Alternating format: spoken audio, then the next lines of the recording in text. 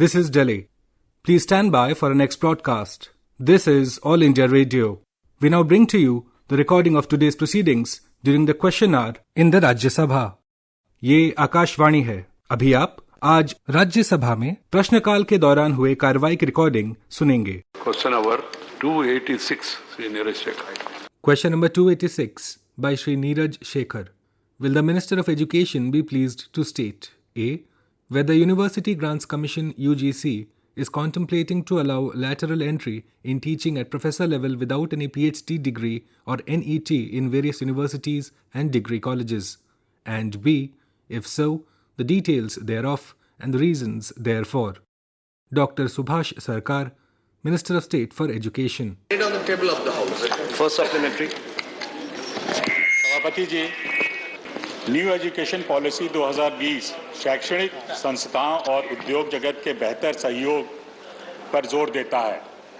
UGC के chairman के हाल के एक बयान के अनुसार इंडस्ट्री एक्सपर्ट्स बिना किसी पीएचडी या एनईटी के डिग्री के विश्वविद्यालय और कॉलेज में प्रोफेसर्स ऑफ प्रैक्टिस के रूप में लैटरल एंट्री ले सकते हैं.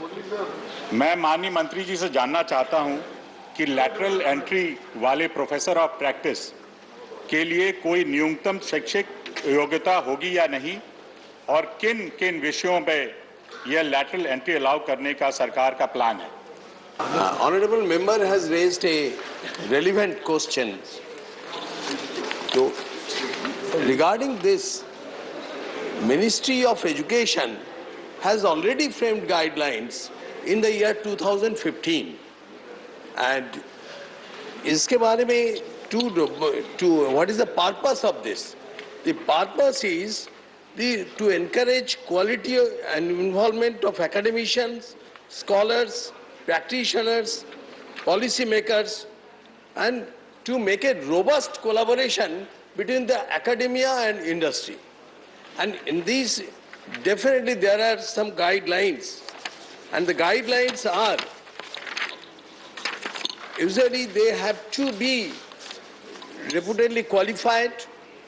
It may be they may have MTech or PhD, but they should have the experience of 15 years. They may be reputed scientists, scholars, industrialists, and primarily they have to take the decision from the department. Then department will send it to a committee, and the committee is consisting of the director of the institution, head of the concerned department, dean, and the dean research and consultancy, dean academic affairs, representative of the Senate from the postgraduate institution. And this is a robust mechanism, and it does not hamper the sanctioned post of the UGC. This is very important. Thank you. Second supplementary. मेरा दूसरा सवाल यह है सरकार से कि इस संबंध में फैकल्टी रिक्रूटमेंट के रूल्स और को रिवाइज करने के लिए कोई कमेटी का गठन हुआ है. यदि हाँ, तो इसका ब्यौरा क्या है और ये रिपोर्ट कब तक आ जाएगी? Honorable Minister. हाँ, Honorable सभापति महोदय, माननीय सदस्य, he has expressed his anxiety, but I have already given the answer in my previous answer. There is a definitive mechanism by the Ministry of Education guidelines and also from the University Grants Commission. And there is a committee, the departmental procedure, and they will send. And everything is in this. What will be, how many times he has to come, and what will be his remuneration, that remuneration on the visit basis, and extreme limit, maximum limit, it should not cross 1,20,000 per month. Thank you. Shri M. Thambudiraiji. Chairman sir, the minister explained and give the detail regarding the qualification of the professors appointing the universities. Sir, there is a danger in this, what the minister's policy said, because the qualification is very important. MA or MSc or BTech, MTech, PhD. PhD is the very essential thing for teaching profession, because teaching profession involves the research also. That aptitude must be there, that qualified person to come and teach. Sir, industry experience may be there. Nowadays, even IAS officers, so many people are getting PhD. There are chances to get Member, a PhD. the question, please. Therefore, sir, I'm telling you, sir, when there is a chance for getting such kind of PhD qualification, experience can be, you can relax. Which teaching experience? The industry experience you can take. Suppose if it in agriculture is, somebody is there, is also doing that, without thinking whether you will appoint as a professor there, an agriculture man in that department. Therefore, it's a dangerous thing. Qualification PhD must be essential, encouraging, but the experience is different, which can be relaxed, that can be used for the industry Question, or please. any other person. Whether Question, minister will consider on this, sir. Honourable Minister. I would like to clear the honorable senior member. He has raised a good question, but at the same time, we have made a robust mechanism. How? That they should have the degree, but we have given the relaxation for what? They may not have PhD, but they have the vast experience. And the purpose of this is, there should be, let me finish, there should be the bonding between academia and the industry. And the requirement of the industry should be known to the academician. And similarly, not only it is a one-way traffic, sir, this is a both-way traffic.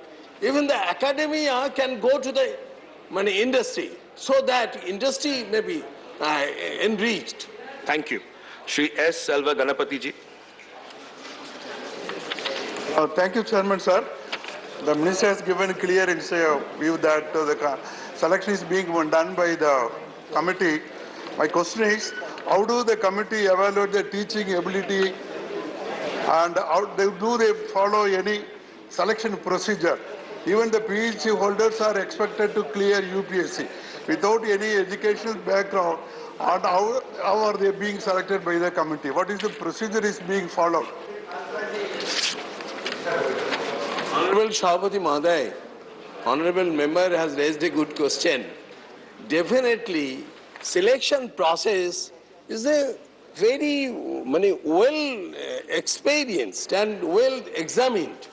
First of all, the respective department of the institution will take the names, and their names will be given to a committee, and committee is consisting of director from the institute, head of the concerned department. They will not any unpar admi ko nahi lenge. Who is in the industry and well educated and well experienced, at least 15 years experience, and they are reputed in their field, in the science, arts, and everywhere, in the scholars. But at the same time, during teaching, yes, what honorable member has expressed his anxiety, that is regarding the teaching will be done by the academician and the professor of practice. Thank you. Professor of practice and professor of the theory, both will teach the students. Thank you. Dr. V. Sivadathan ji.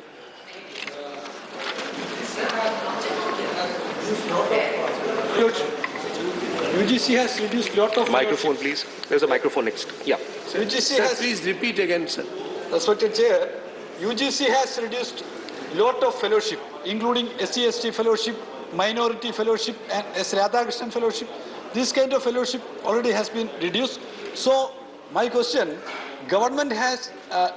whether government has any plan to restore this fellowship? This is my question. If government is restored, that will help the student community. Honourable Minister. He has expressed regarding the fellowship, but today's question is on the professor of practice and adjunct professors. I will give it to the members separately. Okay, question 287, Shri Prakash Javadekar ji. Question number 287 by Shri Prakash Javadekar. Will the Minister of Women and Child Development be pleased to state A. The actions taken to improve job potential for women in the country. B. How many women are benefited under Micro Units Development and Refinance Agency Mudra scheme. And C. whether government has done evaluation study of benefits accrued to women due to Mudra. Dr. Munjapara Mahendra Bhai, Minister of State for Women and Child Development. Honorable Minister, first supplementary. एक अच्छी बात है कि female participation rate बढ़ रहा है, education में भी, स्किल में भी और एम्प्लॉयमेंट में। तो मेरा ये क्वेश्चन है कि पिछले 7 सालों में कितने नए आईटीआई या महिला कितनी सीट्स बढ़ी आईटीआई में और वोकेशनल इंस्टीट्यूट्स? Honorable Minister. हमारे माननीय सीनियर संसद सभ्य श्री ने महिलाओं में रोजगारी और एजुकेशन बढ़े, इसलिए बहुत ही अच्छा आज सवाल पूछा है। जैसे महिलाओं के लिए special women ITI, national vocational training centre, regional vocational training centre most of block level पे और डिस्ट्रिक्ट लेवल पे हमने खोल दिए और उसके बाद वो ट्रेन होके अपनी तरीके से वो आत्मनिर्भर बने, इसलिए एक सब जगह हमने मोस्टली आईटीआई खोल दिया। फिर भी कोई जगह अगर नहीं है तो माननीय संसद सभ्य से मैं रिक्वेस्ट करता हूँ कि वो अपनी डिमांड मुझे मंत्रालय में भेज दे, मैं वहाँ ओपन करवा दूंगा। Second supplementary. आईटीआई में फिर से एक बार सवाल पूछना चाहता हूं कि अगर जानकारी है, नहीं तो बाद में लिखित भी दे सकते कि कितने नए आईटीआई खुले, क्योंकि बहुत खुले हैं, और इसमें महिला सीट्स कितनी बढ़ी है, क्योंकि that tells the story of what has actually happened on ground. Honorable Minister. With your permission, sir, firstly, let me compliment you for your diligent service to the House. Thank you. And as the erudite senior colleague knows, that this government is committed to emancipation of women, especially through skilling. And skilling has various components to it. Apart from the intervention by the government under the Pradhan Mantri Kaushal Yojana, there is over 6 million women who have not only been trained through ITIs, but also the Honourable Member has served our country as Minister Education and knows that such services have been provided for skilling through commissions such as the UGC with BVOC, which has been the Bachelor of Vocational Studies, which has been professed through various universities and college systems in our country. Insofar as skilling, one of the greatest skill sets today in modern India that women particularly can celebrate is the digital literacy campaign that the Honourable Prime Minister has started under a program called PM Disha, where over 4 crore Indians have been digitally made literate, of which 54% are women. The Honourable Member has also positioned himself to support emancipation of women economically, and hence would like to celebrate the fact that this is a government which for the first time has ensured gender responsive procurement, so much so that now PSUs in our country have been directed that up to 3% of their procurement has to be done from female entrepreneurs, including GEM, which has now over 1.2 lakh women who are registered as entrepreneurs so that they can sell their wares to governments at the center and in the state. Mananiya Mausam Noorji. Sir, a recent study has shown that 21% of India has one of the lowest female participation rates in the world, which is quite concerning. So many women in the country work in farming, help the grocery store, work at home for their families, and this is unaccounted for in the stream of economy. So my question would be, what are the steps taken to recognize the unpaid labor of women who work full-time at home or outside? Honourable Minister. The Honourable Member, sir, highlights a conversation that has been an issue of reflection for many research bodies, think tanks, and also esteemed Member of Parliament, apart from those who serve across various governance and administration levels in our country. That unpaid work needs to be economically supported is an issue of great deliberation and debate. For instance, what is it that is denoted as unpaid work? The level of care a mother gives to a child. Now, as a mother to 2 children, can you economically quantify the amount of time I spend or the love and care that I give to a child? That is why today, when we talk about unpaid work, it varies from the amount of time a woman spends giving to her own husband. It varies from the amount of time she gives to her own children or to the elders in the family. However, much has been debated on this and needs to be recognized that wherever there are formal opportunities of recognizing female labor participation, the government has been more than aggressive. For instance, today, if you look at Manrega, out of the 193 crore person days of work that has been generated, I can proudly say that over 54% of those who have been employed are women.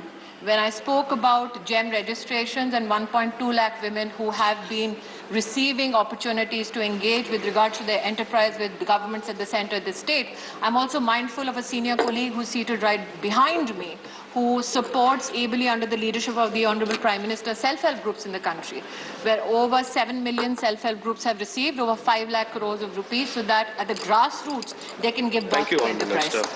Srimati Sampatia Uikeji.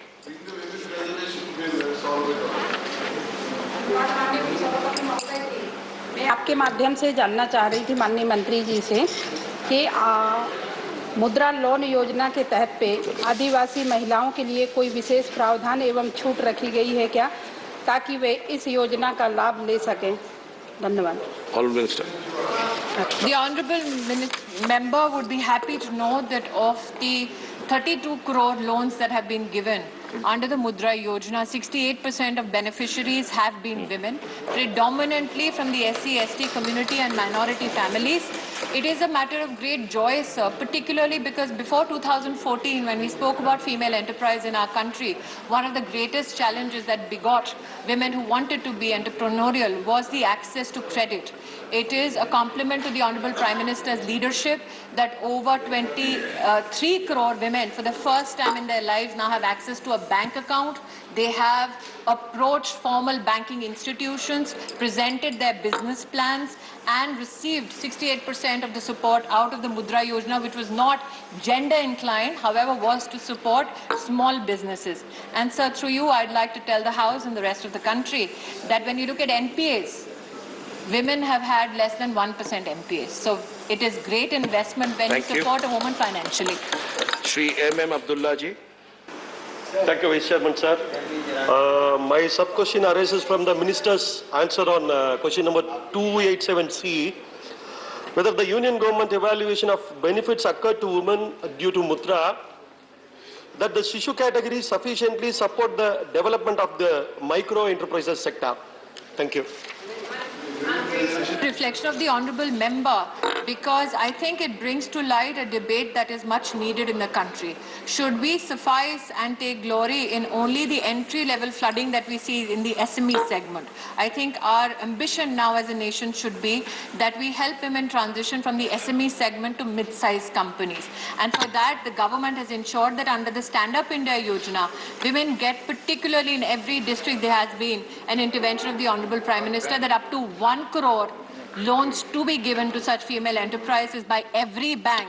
And I'm proud today to say that even in Stand Up India program, 80% of the beneficiaries today are the women of India. Question 288. Question number 288 by Shri Sushil Kumar Gupta. Will the Minister of Road Transport and Highways be pleased to state A.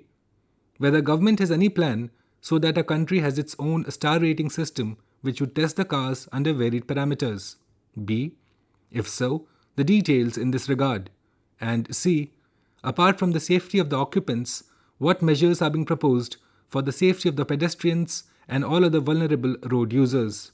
Shri Nitin Gadkari, Minister of Road Transport and Highways. Honourable Minister.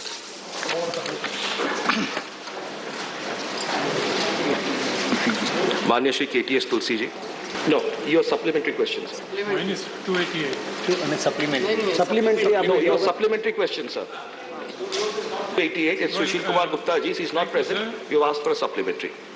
Everybody knows that the existing norms in India with regard to safety of cars are non-existent. We have only the global new car assessment program to lean on, but we need to have Bharat new car assessment program. Only I think the microphone is not. Is your microphone on? Sufficient safety. The microphone. इधर आ जाओ. आगे आ जाओ.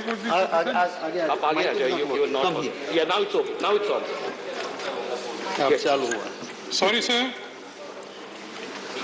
So the safety norms in India with regard to cars, new cars, are virtually non-existent.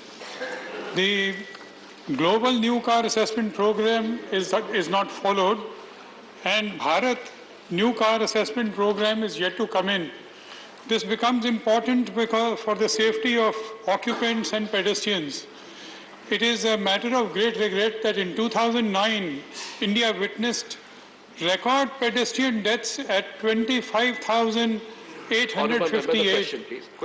And this will happen only when are we going to have the Bharat new car assessment program? Honourable Minister. The norms are already notified by Ministry of Road Transport, and Bharat NCAP will be above and over crash standards, will improve competition. Honorable Chairman, sir, all over in the world, in South Korea, USA and European countries, they have already standards are already fixed. Now this is the need of the hour. Honorable member is absolutely correct. Every year we are facing 5 lakhs accidents and 1,50,000 deaths. For that reason we are now taking a lot of measures. That is compulsory 6 airbags now mandatory, and by which it can be for road safety point of view is very important. We have taken a decision to make it mandatory for economic models also. I am giving you just a chart. The 25,289 people were killed in head-on collision in 2020, and 30% of lives in frontal collision can be saved by airbags alone. So that's the reason we have instructed the order. In 2020, 8,598 lives could have been saved in head-on collision with the use of airbags. Similarly, side collision caused 14,271 deaths. 31% of lives could be saved by the use of side airbags, and 424 lives could have been saved in 2020 with the use of side airbags. A total of 13,022 lives could have been saved. The functional airbags were present in the vehicle involved in frontal and side crashes. Sir, I want to explain properly that we are taking, as far as this Bharat NCAP, we are going to start it, we are in the process, we are already notified, by which structural safety, the stiffness of the vehicle structure, safety of adult occupant, crash test, safety of child occupant, safety of the child placed in a child seat, assessment of car for pedestrian friendly design, bonnet and bumper design, provision of active and passive safety assist technologies, 6 airbags, 3-point seat belts, seat belt alert, electronic stability control, anti-lock braking system. Sir, by all this reason, we want to protect the life of the people, and that is the reason that we are now going to start this rating system in India, which is going to improve qualitatively the automobile sector of the country. At the same time, it will be more useful to make more export from the country, create more employment potential and a growth for the country. Thank you. Mananiya Shri Kamakhya Prasad Tasaji, you have asked for a supplementary question of 288. Okay, you're not. Mananiya Shrimati Rupa Ganguly ji. Thank you, Honorable Chairman, for allowing me to ask this supplementary question. ये BH series के बारे में बहुत जानकारी लेना था, बहुत interesting लगा सर. बहुत सारे मैं खुद वेबसाइट में गई, लॉगिन करने की कोशिश की, तो नई गाड़ी की तो अब 21 के बाद से शुरू हो चुका. पुराने गाड़ी के बारे में हम लोगों ने क्या सोचा है कि भारत सीरीज में किस तरह से हम पुराने गाड़ी को भी जो 2 साल पुराने, 3 साल पुराने जो उनका इंजन्स अच्छे हैं, कैसे थोड़ा सा डाल सकते हैं, बिकॉज गाड़ी नए है और वो फैसिलिटीज मिल नहीं रहा है, जो मिलेगा नहीं, जो अगर कल नई गाड़ी नहीं खरीदेंगे तो गाड़ी तो नए है sir. Thank you. Thank you sir. Honourable minister. Sir, ये इट्स वेरी डिफिकल्ट. एक समय हीरोइन का रोल करने के बाद जब कैरेक्टर एक्टर का रोल करना शुरू होता है तो फिर उसको हीरोइन बनाना मुश्किल हो जाता है. Sir, it is very difficult. These are the rules and regulation for only for new vehicle. For the old vehicle, it is very difficult mechanically to make them competent. Sir, hero में भी ये होता है, एक बार hero का role करने के बाद कैरेक्टर रोल करना पड़ता है, फिर हीरो का रोल नहीं मिलता. माननीय Shri G.K. Washim ji.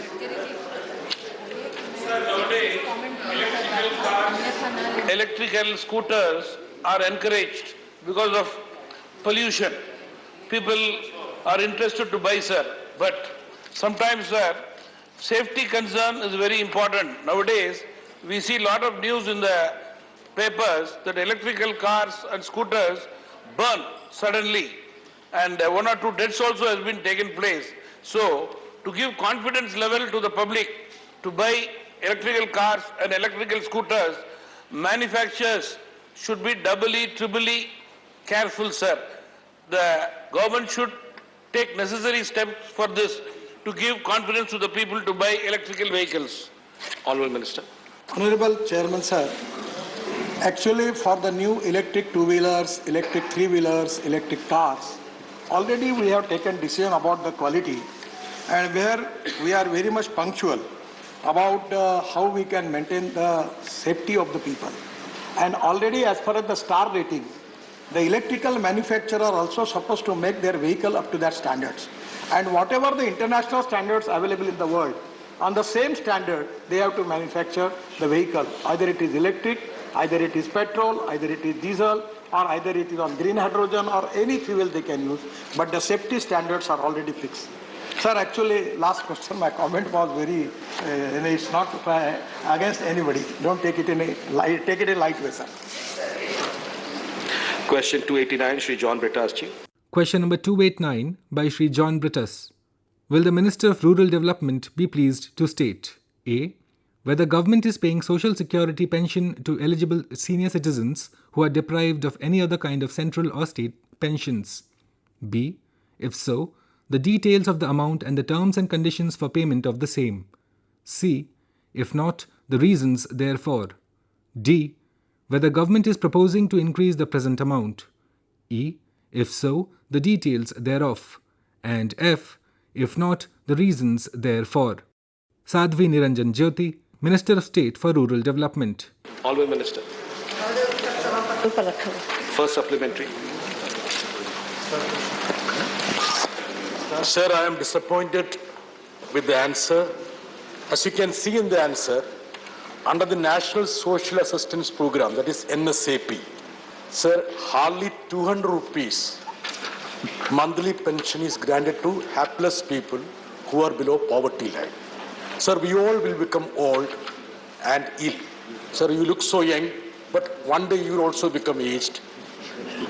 And the maturity of the society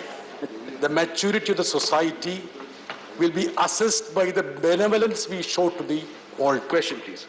Sir, my question is that the 200 rupees pension that has been fixed for those people who are below poverty line has been fixed long back, almost 10 years back.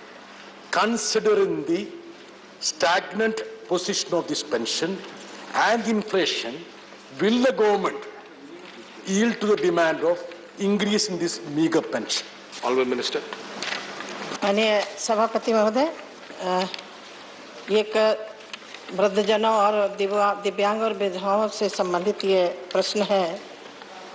माननीय सदस्य ने कहा कि 200 रुपया मैं जब पूरे देश का डाटा देखती हूँ, उसमें महिलाओं को 300, वृद्धा महिलाओं को, विधवा महिलाओं को, दिव्यांगों को 300 और वृद्धों को 200। ये एक सतत प्रक्रिया है, लेकिन मुझे खुशी इस बात की है कि जो राज्य इसमें चाहते हैं बढ़ोतरी, वो बढ़ोतरी करके दे रहे हैं। कई राज्य हैं जहां 2000 से ऊपर दे रहे हैं, कई राज्य हैं 1500 दे रहे हैं, तो राज्य इसमें चाहे तो बढ़ा सकते हैं। लेकिन महोदय 2011 की जनगणना के अनुसार ये जो पैसा दिया जा रहा है, उसके साथ साथ और भी ऐड हुआ है। मैं बताते हुए मुझे खुशी हो रही है कि 2011 की जनगणना के जो गरीबी रेखा के नीचे लोग थे, उनको मुफ्त में राशन भी दिया जा रहा है, उनको आवास भी दिया जा रहे हैं, उनको गैस सिलेंडर भी दिया जा रहे हैं। उन परिवारों को सशक्त बनाने के लिए सरकार काम कर रही है। Second supplementary. So the minister has been trying to say that it's a responsibility of the states. Are they, adding burden of the states without increasing the resource of the states? My question, second supplementary would be like this. Sir, will the government relax the conditions attached to this pension scheme? Now only those people who are under the poverty line are considered. And second thing is that... One question. So part B of the question is that the number of people who avail the pension and the yearly allocation for the same. Honorable Minister. उपसभापति महोदय, माननीय सदस्य ने जो विषय रखा है, ये विषय बड़ा गंभीर विषय है।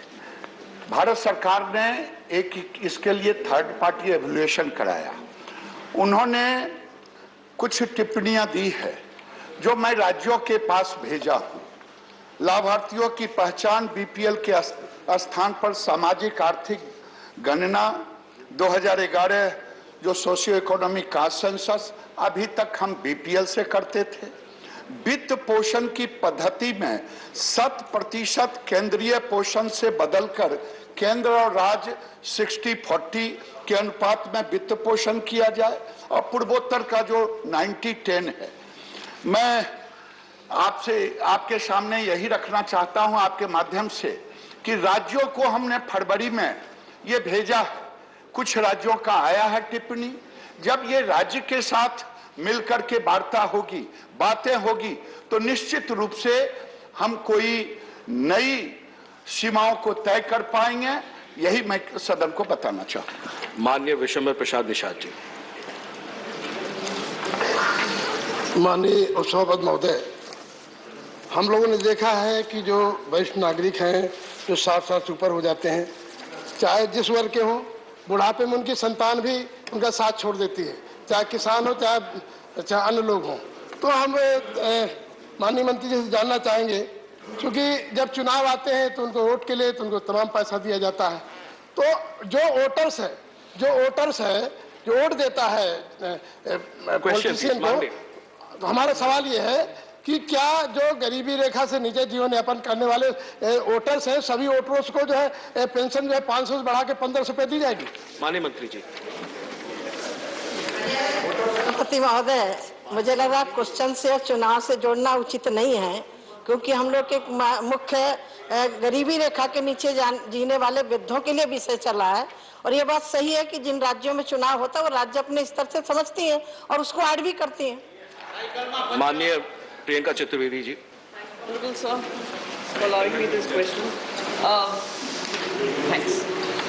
सर, मेरा सवाल बस यही है आपके माध्यम से कि high cost of living, high inflation rates हैं, सीनियर सिटीजन जो रिटायर हो गए हैं उनके इंटरेस्ट रेट पे जो इंटरेस्ट रेट है सेविंग्स पे वो भी कम होते जा रहे हैं। क्या केंद्र सरकार इस पे किसी तरीके की स्टेप्स लेगी जिससे आने वाले समय में, जो अब बार बार हमें जवाब दे दिया जाता है, जैसे मैं बजट के में भी रिक्वेस्ट की थी, जवाब ये दे दिया जाता है कि बैंक लोन भी तो उपलब्ध हो जाता है कम इंटरेस्ट रेट पर। उस उम्र में सीनियर सिटीजन्स के पास और कोई उपाय नहीं है कि जाकर लोन लें। Can there be some measures that are introduced to be able to make their life a little easier considering the high inflation cost and low savings interest? Honorable Minister. पति महोदय, हमारी एक बहन ने क्वेश्चन इस विषय पर पूछा है। रिटायरमेंट होने वालों को तो ऑलरेडी पेंशन मिलती है, चाहे वो राज्य के कर्मचारी हो चाहे केंद्र के कर्मचारी हो। ये शुद्ध रूप से उन लोगों के लिए है जो 2011 की जनगणना के अनुसार है, वो राज्यों को सूचित कर दिया गया। Thank you. माननीय श्री महेश पोद्दार जी। महोदय, हमारे मंत्री महोदय बहुत सहृदय हैं और बड़े दिल वाले हैं, इनके बहुत वक्तव्यों से लगता है। महोदय, ये योजना सिर्फ उन लोगों के लिए है जो बिलो पॉवर्टी लाइन है, पहला। दूसरा, इसमें भी उम्र का भेदभाव, 79 वर्ष तक वालों के लिए 200 रुपया, ऊपर वालों के लिए 500 रुपया। क्या मैं महोदय से आग्रह कर सकता हूं उन गरीबों के लिए, गरीब वृद्धों के लिए, कि कम से कम उम्र की सीमा तो खत्म कर दी जाएगी और वो चाहे जितना देना चाहें एक समान रूप से सारे वृद्धों को, सारे गरीबों को देंगे, जो मोदी सरकार भी इस मामले में बहुत श्रद्धेय है। महोदय। माननीय मंत्री। माननीय महोदय, मैंने पहले ही सदन को कहा कि ये फेडरल स्ट्रक्चर की सरकार है और राज्य से हमने मांगा है और राज्यों के साथ मिलकर के जब कोई एक नई स्थिति बनेगा तो जो माननीय सदस्य ने रखा है वो भी उसमें विषय आएंगे। सारी विषयों को समाहित करते हुए राज्य के साथ मिलकर के ही हमें करना होगा, चाहे प्रियंका जी का विषय हो चाहे इनका विषय। Question 290 Shri Sushil Kumar Modi ji. Question number 290 by Shri Sushil Kumar Modi. Will the Minister of Education be pleased to state A. the number of admissions recommended through Union Minister's discretionary quota in Kendriya Vidyalayas KVs year-wise during the last 3 years. B. Whether Union Minister's admissions quota for KVs follows reservation policy for SC, ST, OBC and EWS. C. If so, the number of admissions recommended under each reservation category over last 3 years. D. If not, the number of admissions which went to reserved categories even if minister's quota was not exercised as per reservation policy. E. Whether Member of Parliament MP quota follows reservation policy. If not, reasons therefore. And F. The details of admissions across reservation categories under MP quota. Srimati Annapurna Devi, Minister of State for Education. Honorable Minister. सभापति महोदय, उत्तर सदन पटल पर रखा गया है. First supplementary. उपसभापति महोदय, मैं माननीय मंत्री से ये आग्रह करूंगा कि there is a 17 seat quota that is known as a sponsoring authority quota in each and every Kendriya Vidyalaya that is being used by the district collector. ये जो 17 का कोटा प्रति विद्यालय में, हर एक विद्यालय में 5 in class 1, हर एक सेक्शन में 10 in ऊपर में and 2 discretionary quota. So that comes about 22,000, जिसमें न तो कोई मेरिट है न कोई रिजर्वेशन है.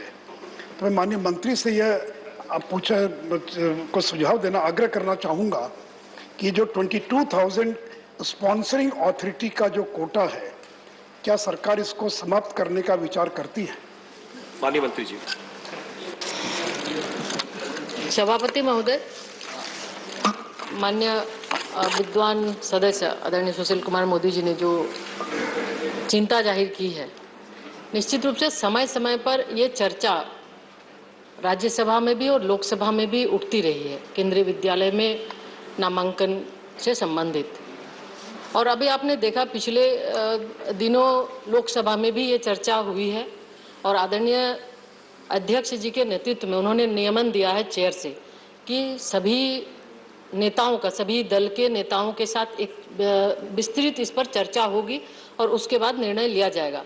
तो मैं आज इस सदन के माध्यम से मैं आदरणीय सदस्य से ये कहना चाहती हूँ कि ये लगभग सभी की ये चिंता है. तो विभाग ये तय किया है आपकी सभी के साथ चर्चा करके, और जैसा आप सबका निर्णय होगा विभाग गंभीरता से इस पर विचार करेगी. महोदय, मैंने जिक्र किया था sponsoring authority quota. This is not MP quota, this is sponsoring authority quota which is different from MP quota. मैं सेकेंड सप्लीमेंट्री कि मैं सबसे पहले तो शिक्षा मंत्री को धन्यवाद देना चाहूँगा जिन्होंने अपना एमपी कोटा जो था वो उन्होंने एमपी मिनिस्ट्रियल कोटा जो था उसको उन्होंने समाप्त कर दिया है. मैं माननीय मंत्री से यह आग्रह करना चाहूँगा, यह सुझाव देना चाहूँगा कि एमपी कोटा को बढ़ाना संभव नहीं है. बढ़ा भी देंगे तो भी लोगों की नाराजगी बनी रहेगी. तो क्या सरकार मंत्री कोटा जिस तरह से समाप्त कर दिया है उसी प्रकार क्या एमपी कोटा को भी समाप्त करने का सरकार विचार रखती है? माननीय मंत्री जी, माननीय मंत्री जी, please please please, honourable minister, माननीय तामदुरे जी, प्लीज प्लीज. सभापति महोदय, ऑनरेबल मिनिस्टर, प्लीज स्टार्ट. चाहे किसी भी तरह का कोटा जो आदरणीय सदस्य ने कहा है, निश्चित रूप से जैसा कि मैंने पहले भी इस पर मैं कही कि लगातार इस पर चर्चा हो रही है कि आरक्षण नीति का पालन नहीं हो रहा है या अन्य और जो भी विसंगतियां हैं. तो फिर से मैं ये कहना चाहूंगी कि जो निर्णय हो सदन का और सभी के निर्णय पर सरकार विभाग गंभीरतापूर्वक विचार करेगी. माननीय श्री पी विल्सन जी. Deputy Chairman, sir.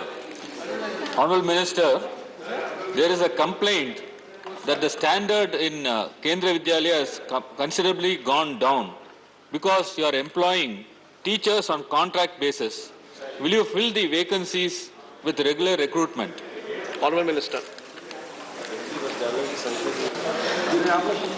सभापति महोदय, लगातार आदरणीय प्रधानमंत्री जी के नेतृत्व में शिक्षा जैसे महत्वपूर्ण विषय पर आदरणीय प्रधानमंत्री जी काफ़ी चिंतित है और निश्चित रूप से ये सरकार भी चाहती है समय समय पर, जैसे जो नियुक्ति के संबंध में उन्होंने कहा, तो नियुक्ति एक सतत प्रक्रिया है। जैसे जैसे आवश्यकता होती है हम विभाग उस पर विचार करती है और नियुक्तियां करती हैं।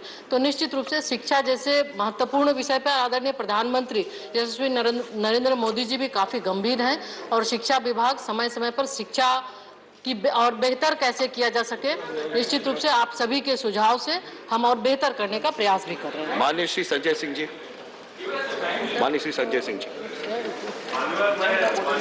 से आपके माध्यम से पूछना चाहता हूँ, जो आदरणीय सदस्य सुशील मोदी जी के जवाब में सर ये चल नहीं रहा नहीं, माइक्रोफोन चल नहीं रहा है। माइक्रोफोन ऑनरेबल मेंबर का प्रेमचंद जी का माइक्रोफोन स्विच ऑन कर दीजिए। आप लोग ज्यादा शुरू बोलता हो तो प्रॉब्लम होती है, माइक चालू कराते हो। ऑनरेबल मेंबर शुरू हो चल गया। माननीय, मैं माननीय मंत्री जी से पूछना चाहता हूं कि केंद्रीय विद्यालय के प्रति एक भरोसा, एक आकर्षण लोगों का है, इसके लिए आपको पहले तो बधाई देना चाहता हूं। देश के सभी लोग ये चाहते हैं कि उनके बच्चों को अच्छी शिक्षा मिले और केंद्रीय विद्यालय में अच्छी शिक्षा मिलती है।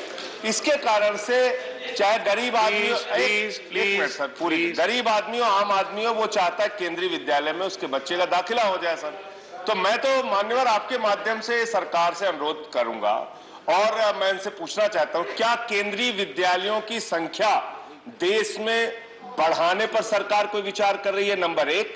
और क्या अगर आप संख्या बढ़ा रहे हैं सर, तो क्या आप जो सांसदों का कोटा है उसको बढ़ाइए, अन्यथा 10 के कोटा में सिर्फ नाराजगी के अलावा हम लोगों को कुछ नहीं मिलता sir. Honourable minister, honourable minister.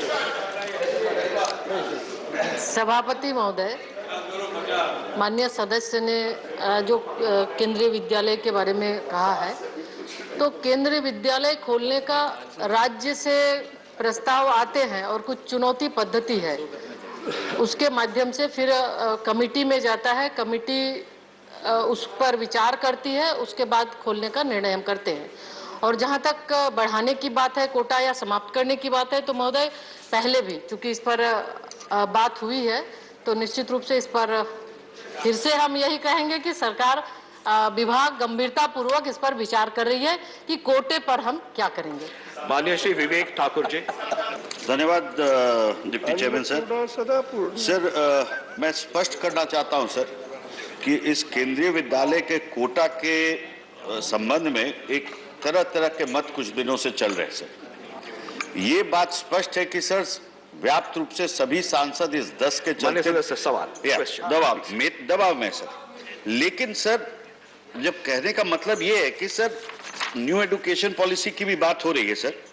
130 crore की आबादी में 14,35,562 बच्चे पढ़ते हैं केंद्रीय विद्यालय में सर, और 44,816 कर्मचारी है। अगर अनुपात देखें तो 32 छात्र पर 1 कर्मचारी होता है सर।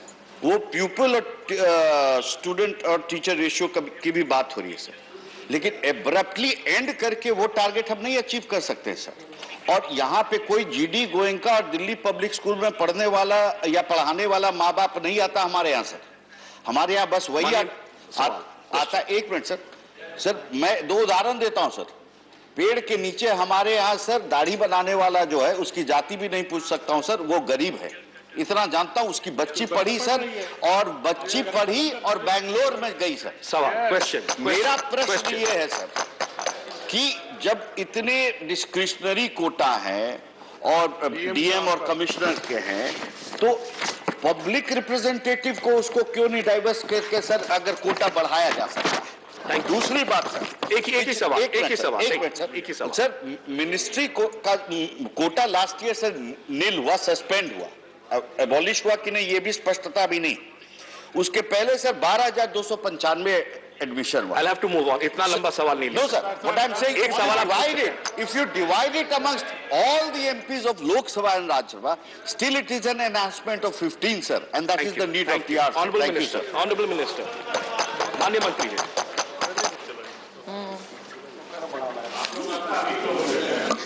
सभापति महोदय, आदरणीय प्रधानमंत्री जी के दूरदर्शी नेतृत्व एवं कुशल मार्गदर्शन में हमारी सरकार शिक्षा के सार्वभौमिक पहुंच के साथ साथ सभी के लिए समावेशी और समान गुणवत्ता युक्त शिक्षा सुनिश्चित करने के लिए प्रतिबद्ध है।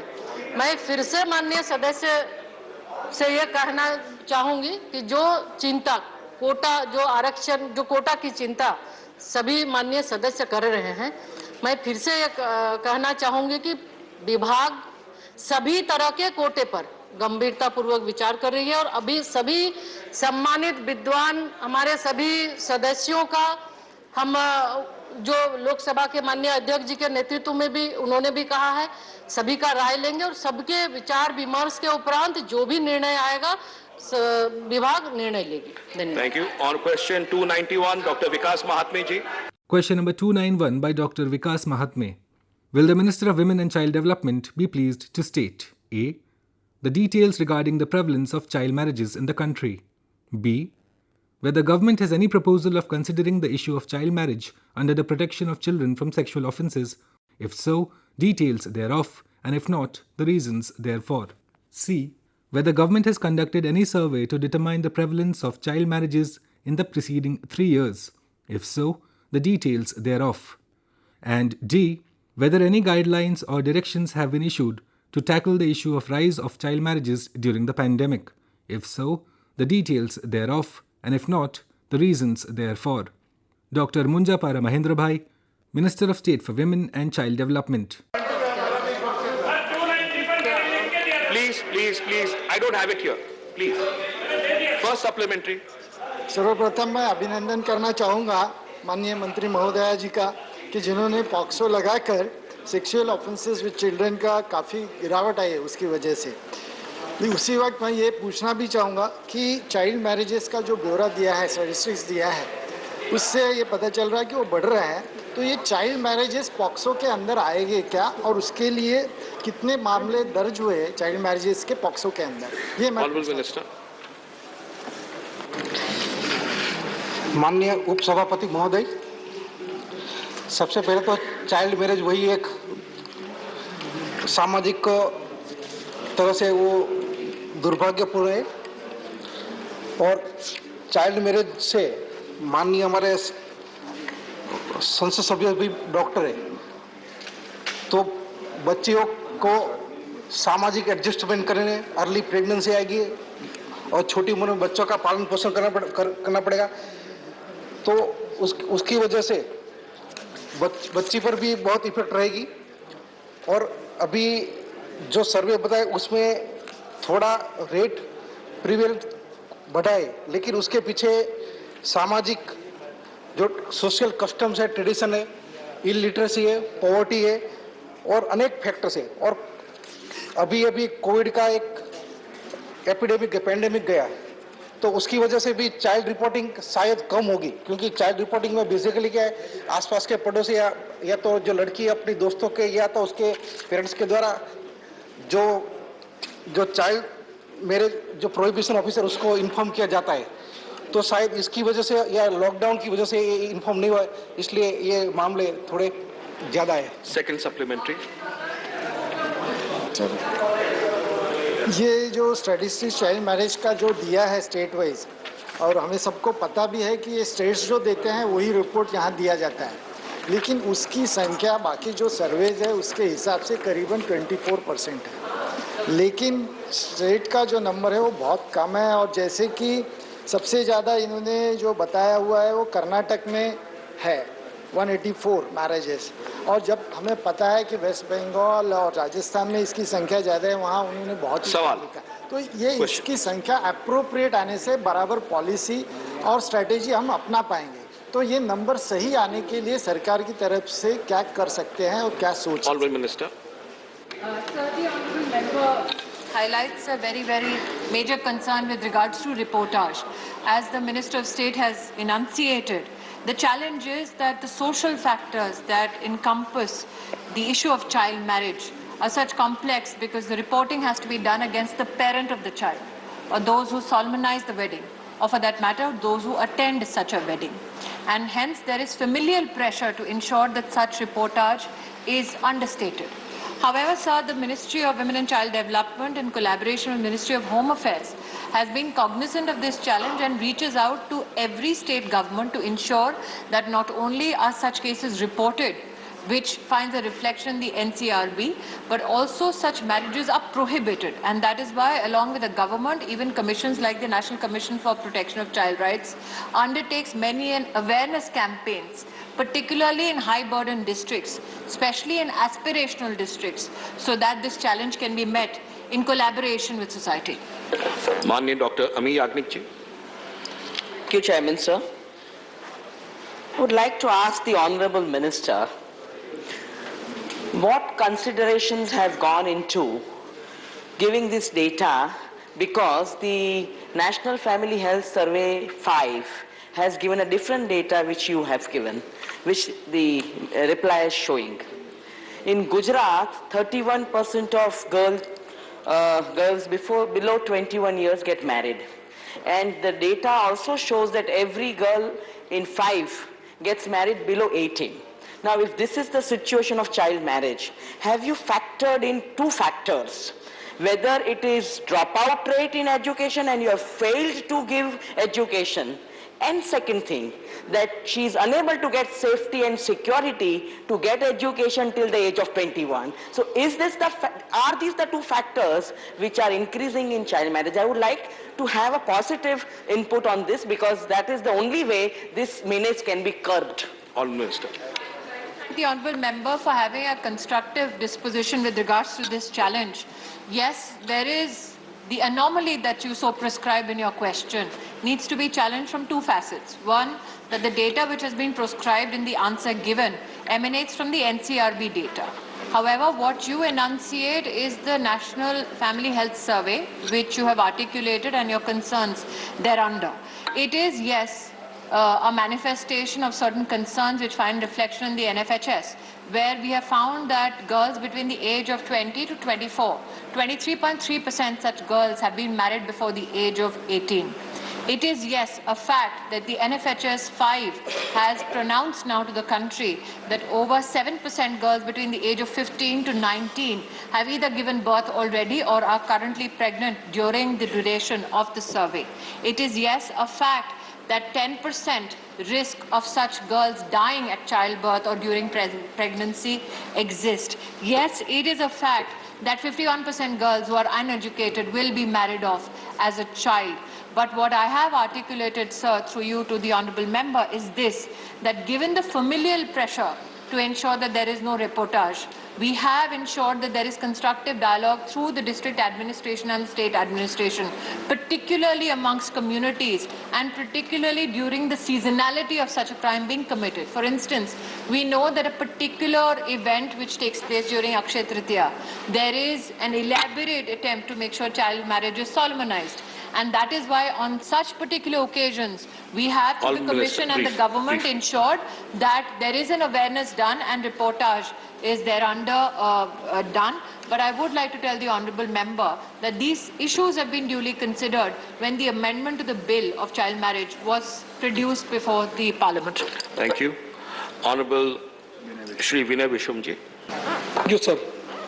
Sir, in part B of the answer, the Honourable Minister informed the House, in case of any inconsistency, the provisions of this Act shall have overriding effects. Thank you. Sir, exception to Section 375 of the IPC is inconsistent with the provision of this POSCO Act. In that case, I can tell you, it sometimes even promotes even marital rape. So will you take the steps to overcome these intricacies or the difficulties in these questions? The fact that the Honourable Member would like to incite and elicit a response on the issue of marital rape when we are talking about the concerted efforts done by society at large in collaboration with governments on the issue of child marriage. I have stated my position vehemently in front of the Honourable Member in this very House on that said issue, and I think my position now rests. Honourable Dr. Fawzia Khanji. Thank you, Vice Chairman, sir. So when we actually go into a village, we see that people, when we talk about child marriage, they tell us that keeping a girl doing nothing till the age of, say, 18 or 21 or whatever, we wouldn't want to do that because my daughter is not secure. The girl herself wants to get married. So I would like to ask the Honorable Minister, as Dr. Ami Yajnik has raised the point, how do we ensure that girls are kept occupied in some productive work, skill development, education, something which occupies their mind till they reach a marriageable age? The country marry because they are unoccupied, I think is an anomaly which needs to be corrected, and specifically young girls who choose marriage because they have nothing better to do.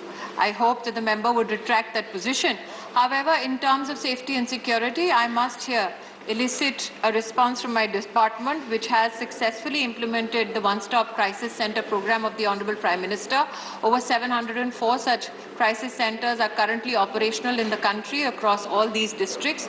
An additional 300 centers have been pronounced in the union budget recently. And I must here highlight to the Honorable Member that in collaboration with over 30 women helplines in the country, 7 million women have been provided safety, security, especially when they've been victims of violence. The government is committed to protect women and especially young girls from violence or, for that matter, insecure means in society that they are confronted with. Question 293, Shri P. Wilson Ji.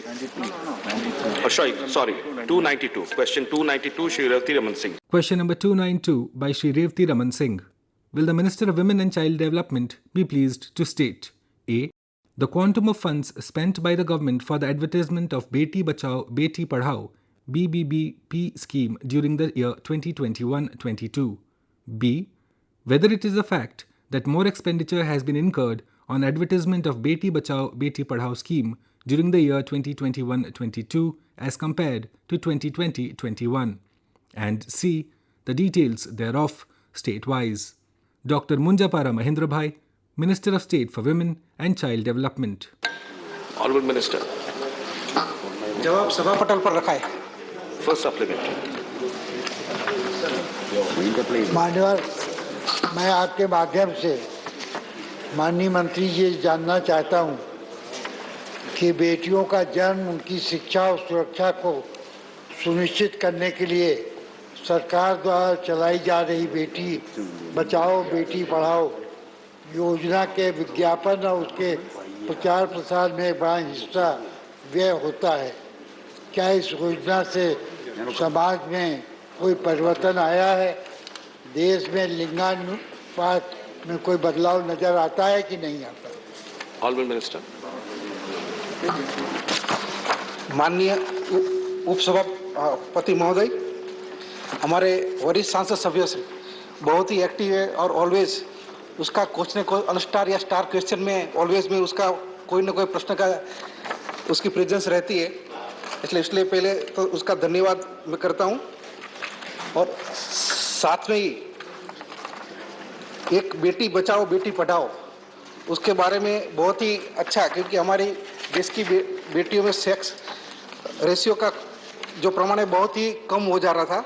तो माननीय प्रधानमंत्री जी ने 22 जनवरी 2015 में एक scheme launch की, बेटी बचाओ बेटी पढ़ाओ, जिससे क्या कि चाइल्ड सेक्स रेशियो जो डिक्लाइन हो रहा है वो कम हो और वुमेन और गर्ल्स एम्पावरमेंट हो और सेक्स सिलेक्टिव एलिमिनेशन हो और बच्चियों का सर्वाइवल बढ़े, प्रोटेक्शन बढ़े. इसकी वजह से ये स्कीम लॉन्च की और इस स्कीम के लॉन्च करने के बाद अभी 19% तो बढ़ोतरी जो बच्चियों का जन्म दर उसमें बढ़ोतरी है. 1000 मेल चाइल्ड में अभी करीब 938 अभी लड़कियों का रेशियो वो काफ़ी आगे आ गया है. तो ये स्कीम बहुत ही असरकारक हो रही है. आभार. Second supplementary. मैं आपके माध्यम से माननीय मंत्री जी से जानना चाहूँगा कि क्या लड़कियों को शिक्षा में केंद्रीय विश्वविद्यालयों में 0 फीस लेने की कृपा करेंगे, जिससे कि बेटियां आगे पढ़ के बढ़ सकें. आपकी अनुमति से माननीय सांसद श्री को बतलाना चाहूंगी कि जहां तक महिला और शिक्षा की बात है तो हमारे देश के इतिहास में पहली बार राष्ट्रीय शिक्षा नीति में जेंडर इंक्लूजन फंड की स्थापना की गई माननीय प्रधानमंत्री जी के दिशा निर्देश अनुसार। साथ ही हमारे शिक्षा विभाग ने स्वयं नाम का एक पोर्टल भी प्रतिस्थापित किया देश में, जिसमें अल्प मूल्य पर उच्च शिक्षा प्राप्त होती है। ये भी कहना उचित होगा मान्यवर आपके माध्यम से माननीय सांसद श्री को कि जहां तक पिछले सवाल के जवाब में भी मैंने कहा, एक चिंता व्यक्त हुई है कि जो बच्चियां अशिक्षित होती हैं उनकी बचपन में ही उनकी शादी कर दी जाती है। विशेष रूप से बेटी बचाओ बेटी पढ़ाओ अभियान के अंतर्गत हमारा विभाग अब शिक्षा मंत्रालय के साथ समन्वय कर देश में 5 लाख से ज्यादा बेटियां जो आउट ऑफ स्कूल हैं उनको दोबारा स्कूल में प्रतिस्थापित करने के लिए कन्या प्रवेश उत्सव भी मना रही है। बेटियों और महिलाओं की शिक्षा पूर्ण रूप से संभव हो सके देश में, इसके लिए सरकार समर्पित है। माननीय रामीला बेन बारा जी। धन्यवाद। माननीय सभापति जी, मोदी सरकार बेटियों को बचाने के लिए ठोस कदम उठा रही है, मैं धन्यवाद करती हूँ। लेकिन आपके माध्यम से माननीय मंत्री से मैं जानना चाहती हूँ कि आज देश भर में राज्यवार लड़के के सामने लड़कियों की स्थिति क्या है, सबसे गंभीर स्थिति कौन से राज्य में है? माननीय मंत्री जी।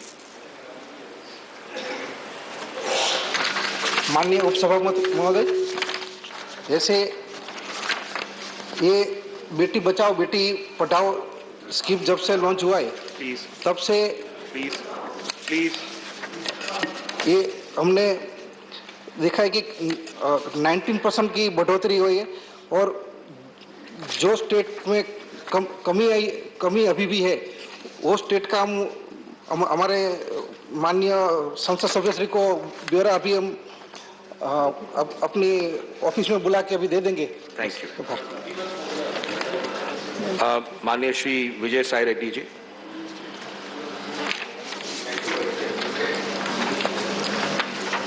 The mic, yeah. Now it's on.